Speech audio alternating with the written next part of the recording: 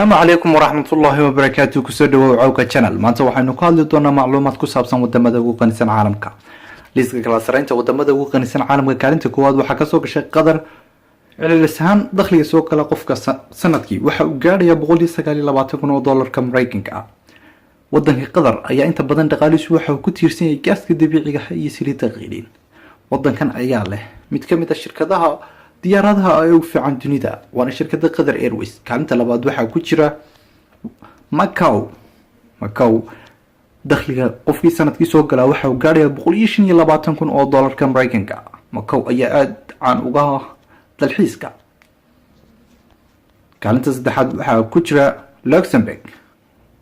dakhliga qofkii sanadkii soo galaa waxa uu gaadhayaa $112,000 Mareykanka wadankan aadka u yar ee la jarka wadanka Belgium iyo Faransiiska iyo Germany ayaa kaalinta saddexaad isna ka soo muuqday wadankan ayaa aad caan uga ah kheyraadka dabiiciga ah taasoo ka dhigtay mid ka mid ah wadamada ugu qanisan dunida kaalinta afraad waxa ku jira wadanka Singapore dakhliga sanadlaha ee qofkii soo galaa waxa uu gaarayaa $93,000 Mareykanka Singapore ayaan isagu lahayn wax kheyraad dabiici ah laakiin wadankan sababta ka dhigtay inuu noqdo wadan ka mid ah wadamada dunida ugu horumarsan ayaa ah isagoo aad u maalgashadaan wadamo ajnabi kaalinta shanaad waxa ku jira Darussalam dakhliga qofkii soo galaa waa $77,000 wadankan ayaa isagu aad caan ugu ah gaaska dabiiciga ah iyo saliidda qiiqin taas oo ka dhigtay wadamada ugu qanisan dunida wadankan ayaa dadka ku nool ay gaarayaan 400,000 kaalinta lixaad waxa ku jira wadanka Ireland dakhliga qofkii sanadkii soo galaa waa $157,000 Mareykanka wadankan ayaa isagu aad caan uga ah dhoofinta cuntooyinka iyo kombiyuutarada iyo qalabka caafimaadka wadankan ayaa aad waxa uu maalgashay shirkadaha adduunka ugu waaweyn ee ay ka mid yihiin IBM eBay Microsoft Google Dell iyo Apple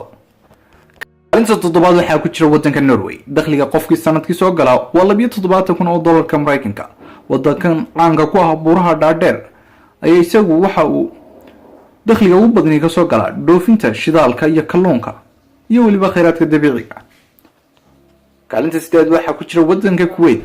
dakhliga sanadlaha ee qofkii waxa uu gaarayaa $72,000 Mareykanka wadankan ayaa dakhliga ugu badan waxa uu ka soo galaa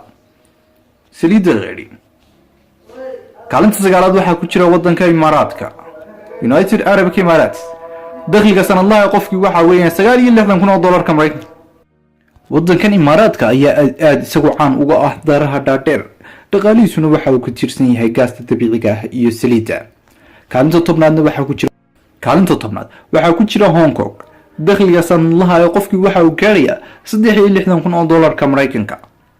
السلام عليكم ورحمة الله وبركاته آمالنا نهرا تسيل عذبا كماء السلسبيل ومذكرات